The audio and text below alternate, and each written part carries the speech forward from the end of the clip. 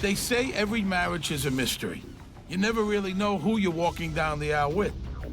When I married Mike, I felt like I got a good deal on a used car.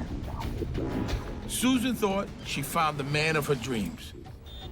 But over the years, that man becomes every woman's nightmare. Mike was very suspicious, and it was never really clear where that anger was coming from. For nearly 20 years, Susan went to bed with the time bomb. Mike valued money and things over human life. So Susan wound up fighting for her life. She was on her knees when he's striking her from above.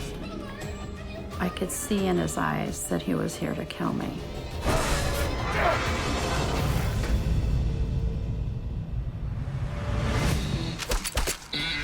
My name is Steve Schirripa. I grew up in a pretty rough neighborhood in Brooklyn, New York. I've seen good people turn bad and bad people turn worse. Some took contracts to carry out a hit. Some were victims of a hit. To hitmen, life and death is just part of the business. It's nothing personal.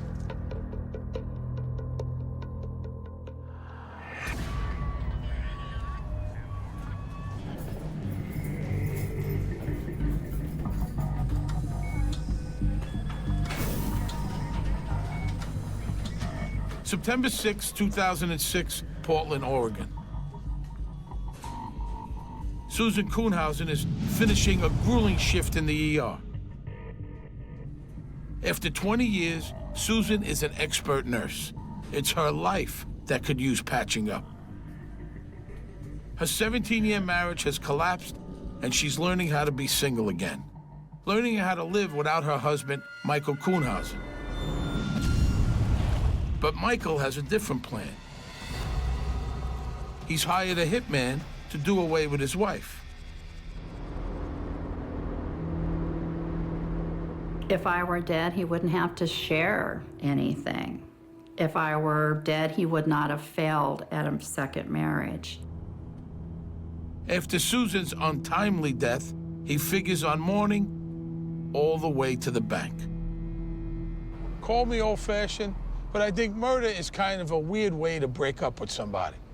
Seriously, when you get up there and say, till death do us part, the last thing on most people's mind is arranging your spouse's demise. That's how Susan and Michael Kousen started out. They were married for 17 years, and for most of the time, they were a happy couple. What Susan didn't know was that Michael was damaged, and even worse, that he refused every chance to heal. So every night of her married life, Susan snuggled up to a time bomb.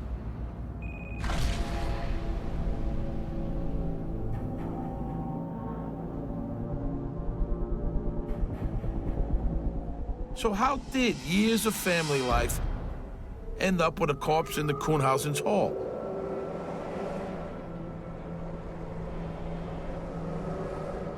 To understand her husband's plot and how it came off the rails, the first thing to know is that Susan Kousen is tougher than she looks. To understand it all, we have to go back to 1988.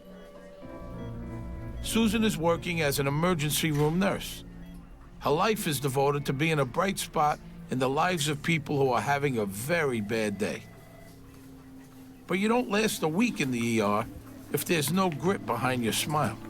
One of the nice things about emergency nursing is there is a great deal of variety.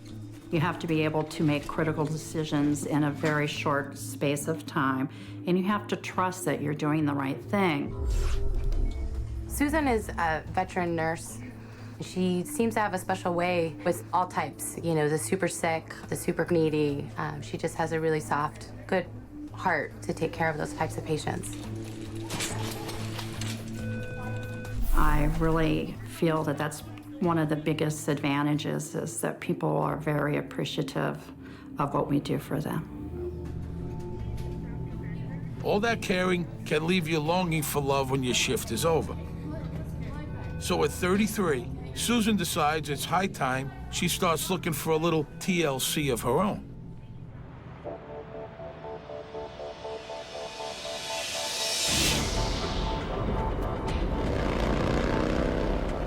I had been focusing on work for a long time. I worked primarily night shifts. Mostly I was looking to go out and spend more time with guys again. I had gotten into a period in my life where I mostly hung out with my women friends, and that gets boring. Susan wants to have it all, a great career and a loving partner. Like a lot of people looking for love, she takes out an ad in the local paper. Susan's looking to cast a wide net. But the trouble with trawling is you never know what you're gonna drag up. The man of your dreams or the deadliest catch.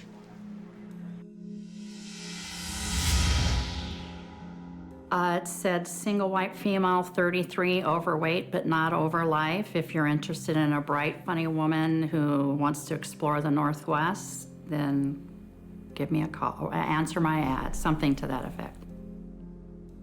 I was nervous. I had not ever done anything at all like that. The best man in Susan's net is Michael Kousen.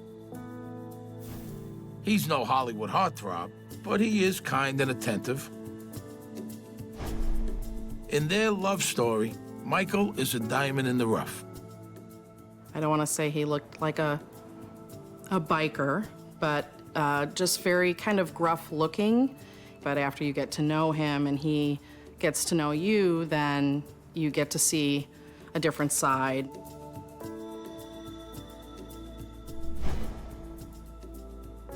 My first impression of Mike was that he seemed like a pretty nice guy. He's a little ragged, kind of biker-looking kind of guy. You know how people, when they're dating, they're always on their best behavior anyway, you know, and they're always nice to the family and that kind of stuff. It's not like Michael has no baggage, but Susan's professional specialty is patching up damaged people. Her whole life is devoted to turning dents and bruises into smiles and a good story. He's divorced, so what? A couple of kids? Hey, more people to love.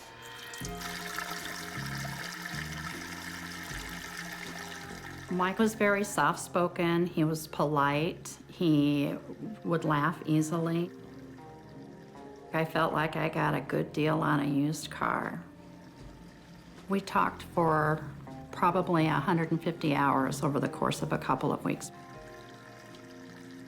We talked about what we wanted from life. What it seems they want is each other.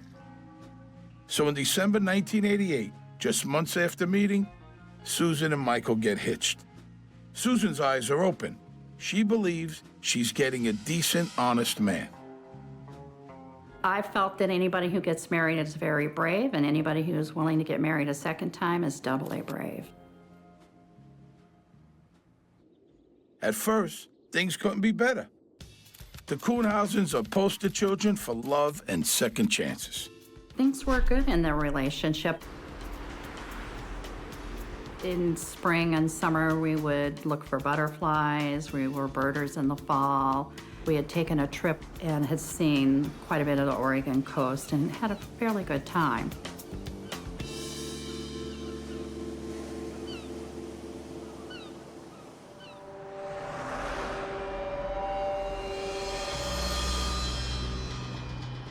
After a few years of marriage, most couples settle into a routine.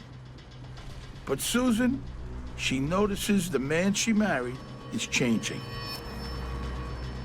I felt that he was guarded and that he had been hurt before, and he was concerned about being vulnerable and possibly being hurt again. Something is clearly eating at Michael, and it's not good. He's becoming incredibly negative. He retreats from human contact, even with his wife.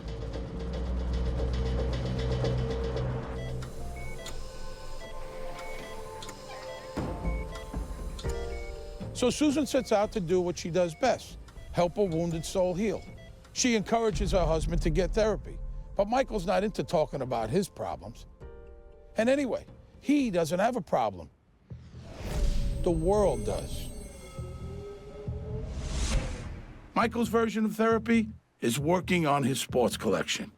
He's got thousands of baseball cards, signed photos, and jerseys, all stashed in the basement. If he had money, he bought baseball cards that he might pay $15 for today. It's worth 15 cents tomorrow or 15,000 tomorrow, you know. To him, he thought that was money. But he just kind of kept all that hidden away. In Mike's mind, his sports memorabilia collection was worth more than it actually was if you were trying to sell it. So what's going on with Michael? He's spending more and more time alone. He avoids people, but he obsesses over stuff. For instance, he really believes his sports collection is worth tens of thousands of dollars. Money's a big thing for Mike. He's terrified someone might take away things he owns. His collection, his house, it's all his. Even if Susan is paying most of the bills.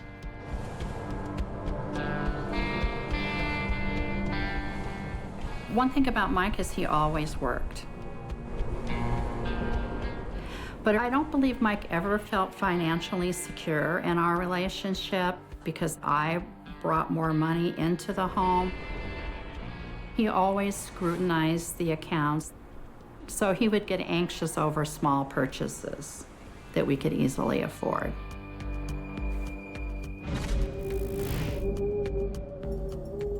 You'd think scoring a new job might brighten Michael's outlook. He lands one with a lot of responsibility. Problem is, it puts him in contact with a crowd not noted for their decency. He was the head of maintenance for a chain of adult entertainment stores here in Portland. He went to more than one store, so he was kind of like an overseer. Mike oversaw the hiring, firing, training of janitorial folks for the company, and that was never an issue for me. They paid good wages, they paid benefits, and he did a good job. As near as I know, it's my understanding that he was good at what he did. I don't know for certain.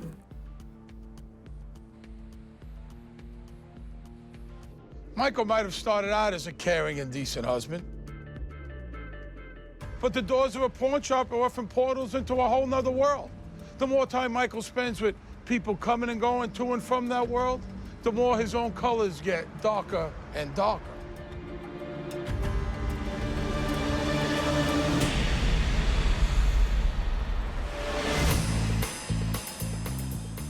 Portland, Oregon, September 6, 2006.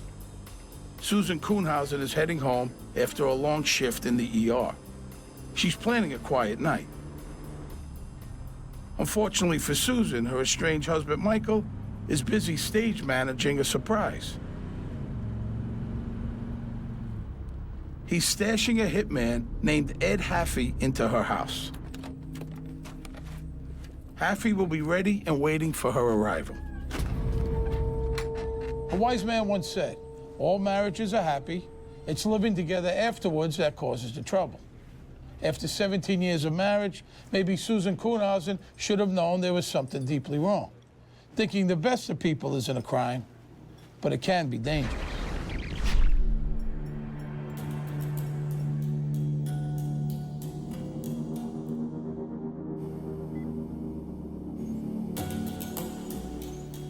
Even though the first decade of their marriage was smooth sailing, over time, storm clouds have been gathering.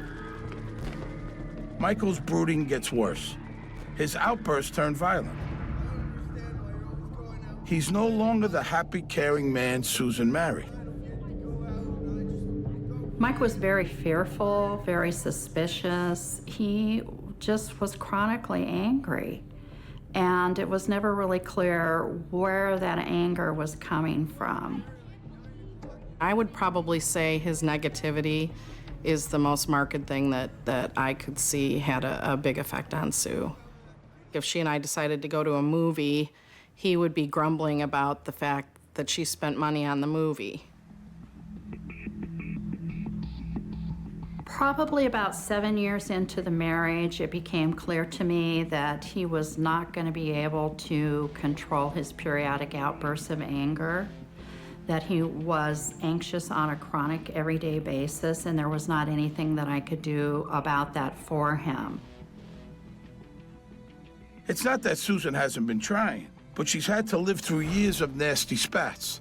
She's resigned to holding her tongue for fear of setting off his hair trigger. Now, I know what you're thinking.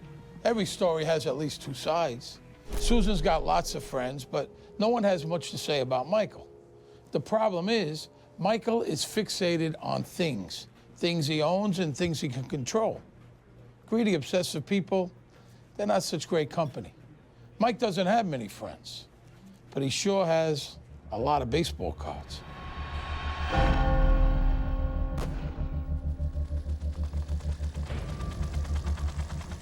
By now, Susan's figured out one of the reasons Michael is disturbed. He's seen disturbing things. He's one of the 1.5 million Americans who fought the war in Vietnam.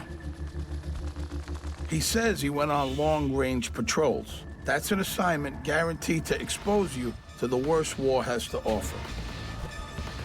He never really talked about Vietnam. I've been around a lot of veterans. They either talk about it or they don't talk about it. He seemed to me one of those that didn't talk about it. I know he probably saw some really horrible things, and I would imagine he couldn't come back from something like that unchanged. Only one time did he really speak much about his experience.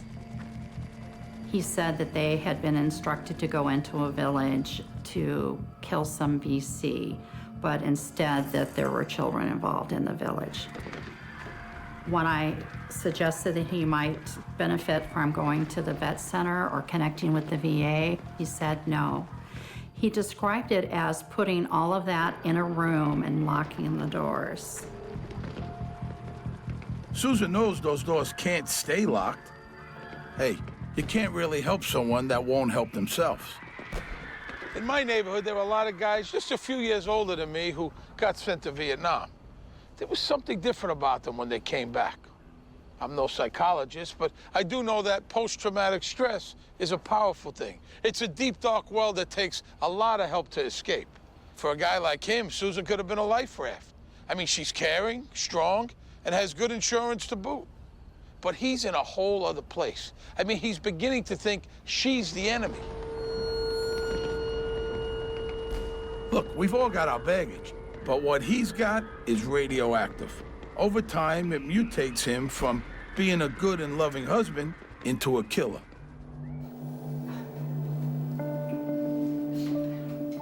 He always felt like that he didn't get a fair shake or a break in life, and that when things were not going well, that it was everyone else around him who had caused that to be for him.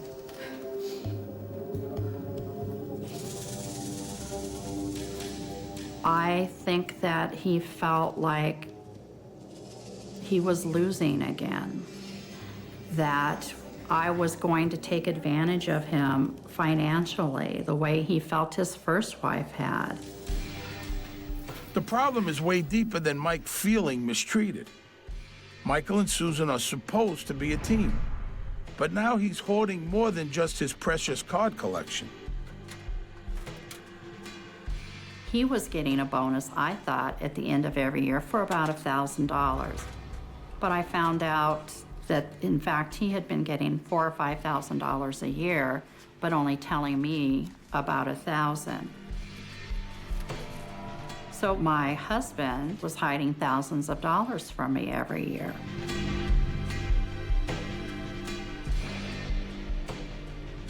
Listen, I've known guys like Michael. We all have.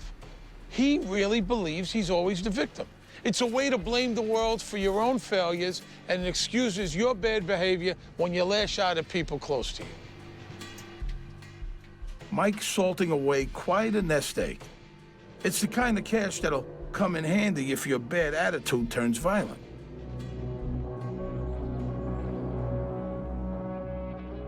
Eventually, Susan's had enough. To protect her own sanity, she tells Mike to get out.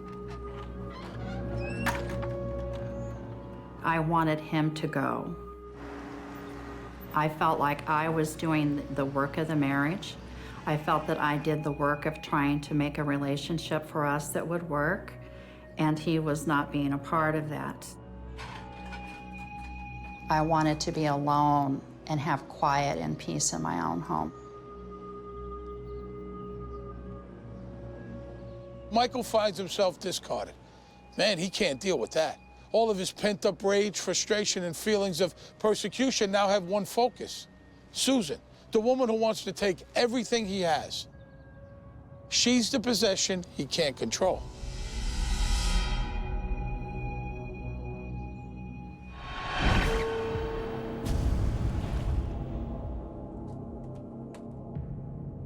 It's been 10 months since Susan kicked Michael out. She hoped it might be the jolt he needed to force a hard look in the mirror. But not Mike. He was bitter and angry before. But now, it's only gotten worse. As bad as this all seems, you gotta remember, Susan didn't decide to spend her life with a monster. She married a nice guy who had problems he wouldn't deal with, and so they got worse and worse. And the crowd Michael's been hanging out with, well, they greased the skids of his decline.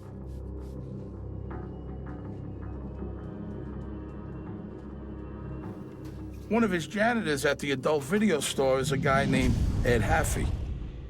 Ed and Mike have become buds. Ed Haffey had been involved in a variety of different crimes stemming back almost 20 years. And when he got out of jail, he'd move between friends and friends just to get drugs. And when he owed people money, he'd move on. Ed Haffey's biggest issue is badness. He is a bad, bad guy. Where do I start? Drugs, violence, robbery? How about this? When his ex-girlfriend told the cops what he'd been up to, Haffey paid a guy to torture, kill her, and dump her body in the river. Like I said, a bad guy.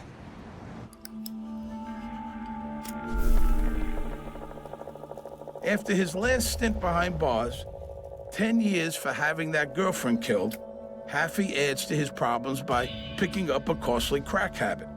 So now, he's not only brutal and dangerous, he's also broke and desperate to keep his pipe full. Not many would consider Ed Haffey as friend material.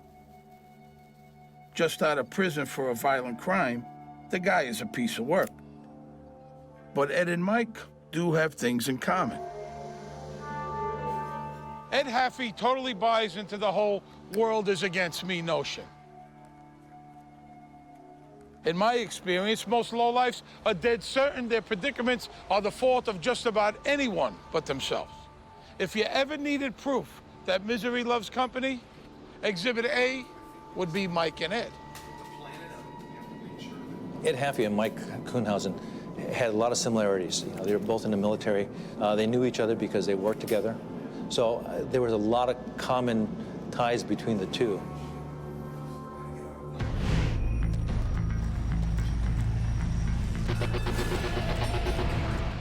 Whether it's Haffey's influence or his own pathology, Michael gets nastier by the day. I went to the parking garage after work one evening, and 2 tires on the passenger side of my Honda were flattened. And I thought, how weird, how could I have blown both tires? But when I limped over to the nearest gas station, the gentleman there said the air was let out of your tires. I never suspected that it was Mike, but retrospectively, maybe it was. I know what you're thinking. What's a little vandalism between estranged spouses? The point is, Mike's made a turn. He's gone from being an angry, bitter, reclusive miser to something else. A guy who can actually cause harm. It's a bad turn. Susan notices.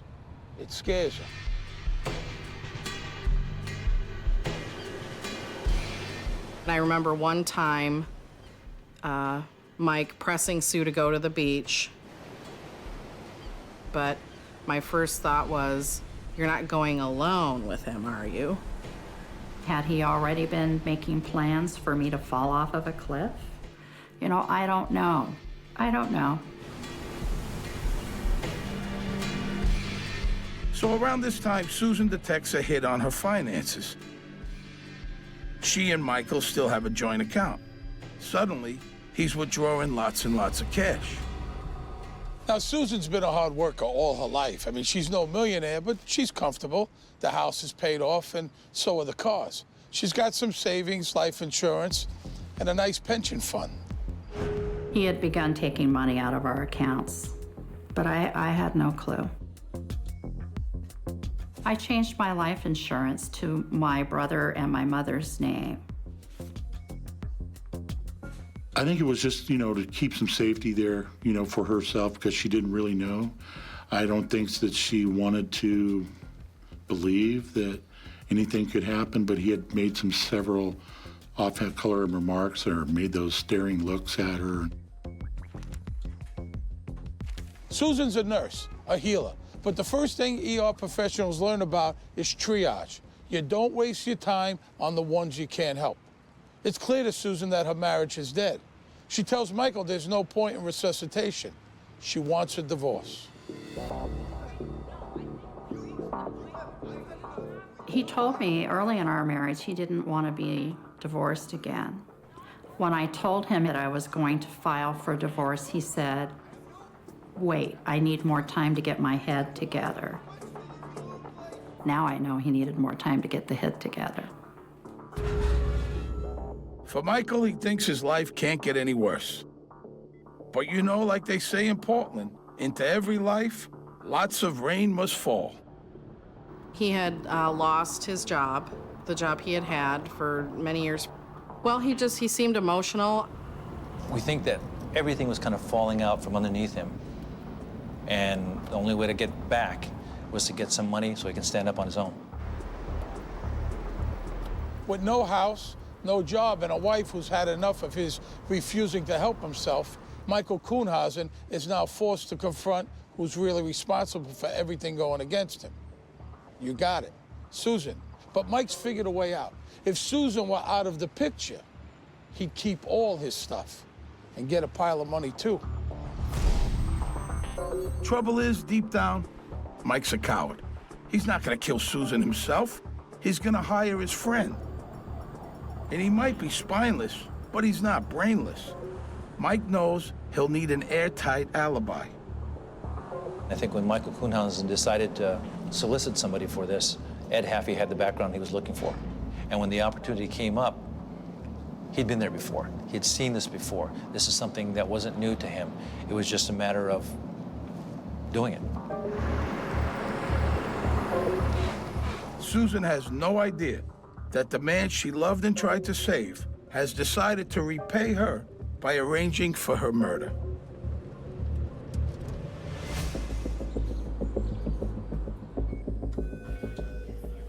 Married for 17 years, Michael and Susan Kousen have reached an impasse in their relationship. They each have a plan to solve their marital woes. Susan's pushing Michael to divorce court. He's thinking more of hammering her into an early grave. Marriage. Everybody has an idea how to make things better. In the summer of 2006, Susan's idea of splitting up is paying off for her. Her friends notice that she seems happier and more relaxed. Sue did a lot better once Mike was out of the house. The removal of all that negativity just made a huge difference in her life. And I would describe Mike as just an unhappy, miserable person. Luckily, Michael's misery buddy is right there with him. Ed Haffey also got the pawn shop pink slip.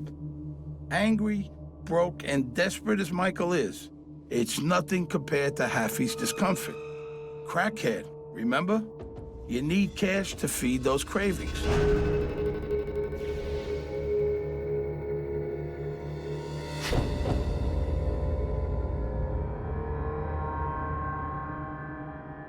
Ed Haffey needed to survive. He needed money to survive. He needed ways to survive. He incurred debts amongst the people that he lived, owing them rent, owing them money for drugs, and it just continued to build and build and build.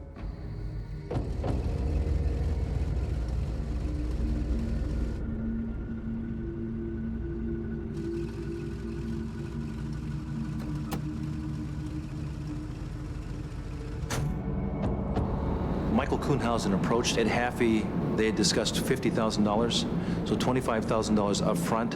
Ed Haffey believed that he could pay a lot of his debts right from the very beginning, get those out of the way, and then the $25,000 at the end would take care of Ed Haffey. Let's do this, man. Haffey's desperation is just what Mike needs. He figures if he can establish a good alibi, the cops will never connect him to her murder. He'll get the house, the pension money, and his sports collection. And 50 grand will go a long way to solving Haffey's problems, too.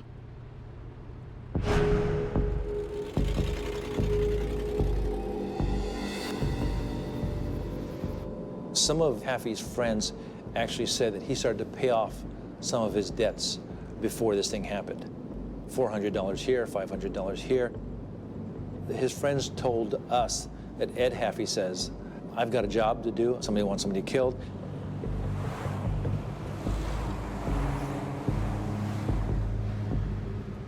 But as they think through their plan, Mike and Ed have one worry: Susan's brother, James. He and Susan are real close, and he's sure to put two and two together. Mike and Haffey were watching me. I think he was trying to set me up, you know, to get me out of the picture. I don't know what his plan was, but I had been stalked by Haffey, I believe. Collecting Susan's loot will be way more complicated with a suspicious brother around, so James could be in danger too. Michael Kousen was once the man of Susan's dreams.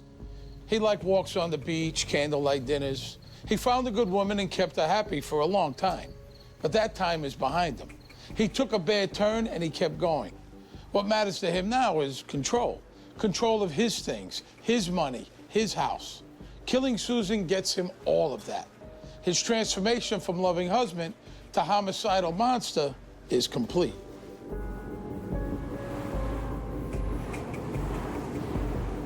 He did not want to split anything. I think he wanted everything. He wanted the house, his retirement. I think he just wanted everything for himself.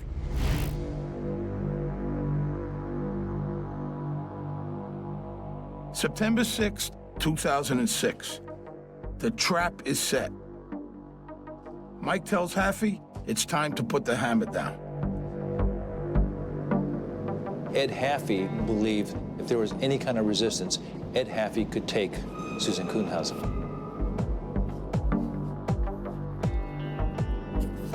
We think that Michael took Haffey there, drove him there.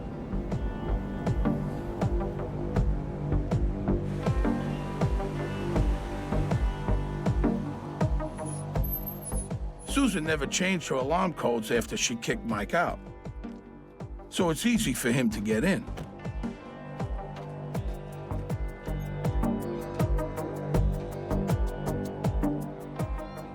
We shared an alarm code, the date of our anniversary, 12/10. There's a bypass alarm, so that when you're in, if you have pets and stuff, people can move about the house freely, but the house is still armed if someone tries to break in.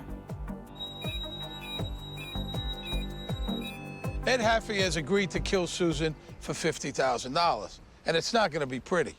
To keep things quick and quiet, he plans to beat her brains out with a claw hammer. No gunshots, no screaming stab victim. The weapon's unusual, unless, of course, you're totally confident that you're way more powerful than your victim. All Mike's planning comes down to this. To the cops, it'll look like a burglary gone wrong. And he was well out of town when it happened.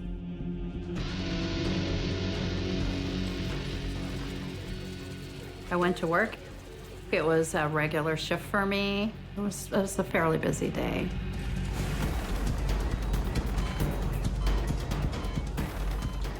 Around 3 in the afternoon, Susan gets a strange call. It's Michael. He's just touching base. And I said, what's going on? And he said, well, I've got to get away.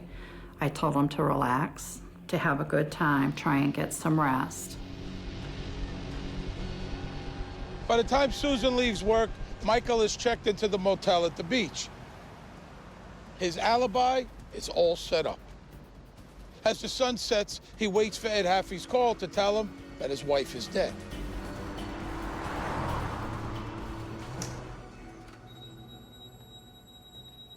So I came home and turned off the alarm.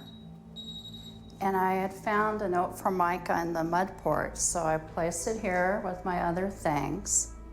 And then I just headed out towards the front to get the mail. And after getting the mail, I returned in and kicked off my Birkenstocks and rounded the corner towards my room to get out of my working clothes. And when I got here, I noticed that the door was almost closed instead of open, and the room was very dark. When I pushed the door back and stepped forward, my attacker began to hit me in the head and face with the hammer. I pushed into him. I said, "Who are you? What do you want? Get out of here." And he continued to hit me with the hammer. When I saw the look in his eye, I knew that this was something that was not foreign to him. Alone in her house with a desperate killer, Susan Kousen is fighting for her life.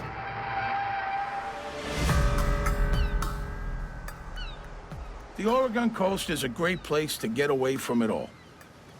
So on September 6, 2006, Michael Kousen comes here to establish that he was nowhere near Portland when his wife was murdered. But Susan is not dead. Well, not yet anyway. And hitman Ed Haffey's confidence that a hammer would make killing her quick and quiet is proving to be a bit of a miscalculation. When I saw in his eyes that he was here to kill me, I became enraged. Of course, when it all happens, you don't really have time to formulate a plan. What I did during the attack was, in me as a result of my nurse's training, I fought, and I knew that for whatever reason, he wanted to kill me. And I knew that I wanted to live. At one point, I got the hammer. My dad was a carpenter, and for self-defense, we had hammers. And he said, use the claw end, it works the best. And we were literally nose to nose, struggling over a hammer. And he said, you're strong. But he was not afraid. He was surprised. He's able to take the hammer back and push her down to the ground. So I believe she was on her knees when he's striking her from above. She said she reached behind him, grabbed his wallet, and tried to pull that wallet out of his pocket to toss it. She said if she wasn't going to make it, she wanted somebody to know who was here. So I began to bite him.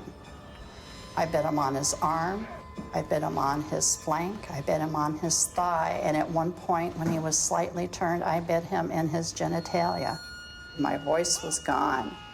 I became the weapon. I pushed him flat to the floor, and I got up on his backside, and I leaned forward, and I put my left arm under his neck, and I squeezed, and I said, tell me who sent you here, and I will call you an ambulance. I wanted him to be afraid, as terrified as I was, but he instead tried to flip me up off of his back. And that's when I leaned forward until he stopped moving. I wasn't sure whether he was unconscious or dead. But when he was still, I ground the hammer and I ran.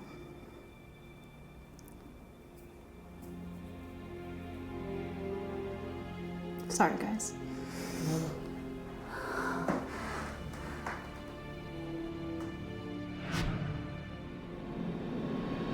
Susan Kuhnhausen didn't play the role of a victim. Susan Kuhnhausen played the role of a survivor. Susan's badly beaten, but incredibly, she has survived. Ed Haffey, he didn't. "You're strong," were his last words. Paramedics rush her to the hospital. She winds up a patient in her own ER. I saw the ambulance, paramedics. I recognized both the paramedics because they'd come in before. And the female paramedic looked at me and said, "She beat his ass." I will never forget those words. Susan was very visibly upset, crying, talking about over and over that she killed him. And just to see her suffering and how devastated she was. They sent an officer to come and be with me. When I saw his face, the first thing I asked is he dead? And he said, yes, he is.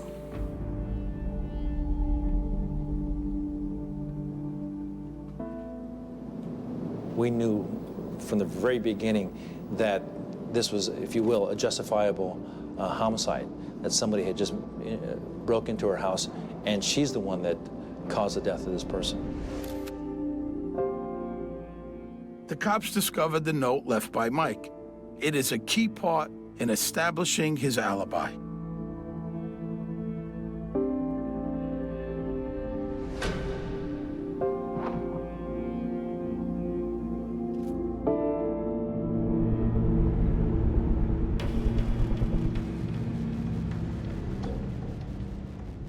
Out on the coast, long after sunset, with no word from Haffey, Michael figures something's gone wrong.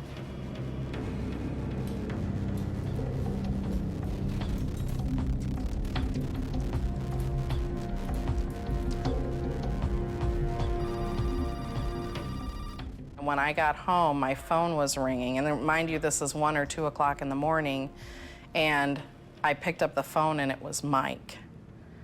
And the hair just stood up on the back of my neck. He just started talking, but the first thing out of his mouth was, "What's going on? I've been at the beach for 3 days." It was just really odd. And it seemed kind of manic. He was just kind of saying, "I saw my house on the news. What's going on? Where's Sue? Nobody will tell me anything. I've called the hospital." And of course, I know that he's tried to call the hospital. I was just there, and they were purposefully not letting him know if she was there because, again, we just didn't really know what was going on. I think he was trying to put, his alibi out there.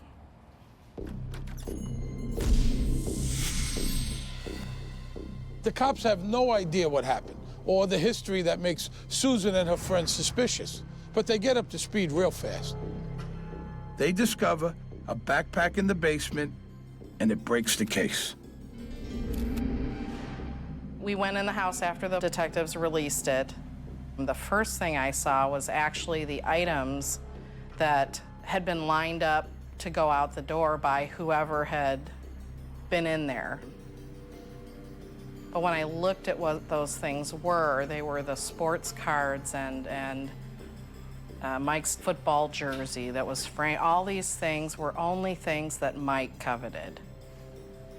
Nobody else. And I knew right then that he was involved. I was standing there looking at the sports memorabilia, and right in front of me was the backpack. I mean, I knew that backpack did not belong there. That backpack was Ed Haffey's. And in that backpack was some crucial evidence that we were able to tie to Ed Haffey and to Michael Kuhnhausen. We found a piece of paper in there that said, "Call Mike, need a letter." We immediately started putting 2 and 2 together with Ed Haffey and Mike Kuhnhausen. So the cops are pretty sure Michael put Haffey up to it. Trouble is, the cops don't know where he is, or even God forbid, if he's coming back to finish the job. We learned shortly after that he purchased a gun before this incident. So we had to put in some kind of safety measures for Susan Kousen because she was still alive and a person of interest is still out there, possibly with a gun.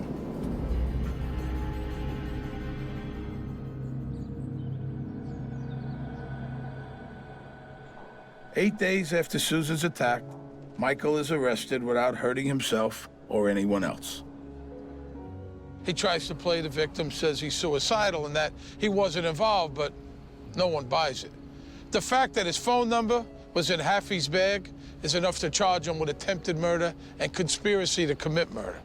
Just before the trial, Michael folds, he pleads guilty. I've hurt a lot of people in the last year, and I'm sorry. That's all I can say. He'd been with Susan for many years, and he knew a lot about her. But I think the things that really mattered in this situation was that he didn't know that she was a fighter. I think Michael only regrets that he's in jail and, you know, that he's not free to, you know, live his life the way he wants. I think that is his only regret. So in the end, Michael is sentenced to 10 years. Susan, the healer, has to live with the fact that she killed a man. She had to divorce Michael. He fought for every penny, but in the end, she got to keep the house and her pension. Oh, and his precious collection. Mike hung on to that. Susan doesn't miss that stuff, but she does live in fear of the day that Michael gets out. Money. His motivation was money. He wanted all the insurance, he wanted all the money, he wanted all the sports card. It was all about Mike. Mike wanted it all. But Mike couldn't get it all because Mike could not open up to accept anybody's care or love or anything like that. I am absolutely concerned about his parole. I believe that as soon as he is free, I run the risk of murder or murder-suicide. I know with certainty that it's a terrible thing to take another person's life. I don't know that you ever get over having killed another human being. I've always said I don't take any pride in what I did, but I also feel no shame.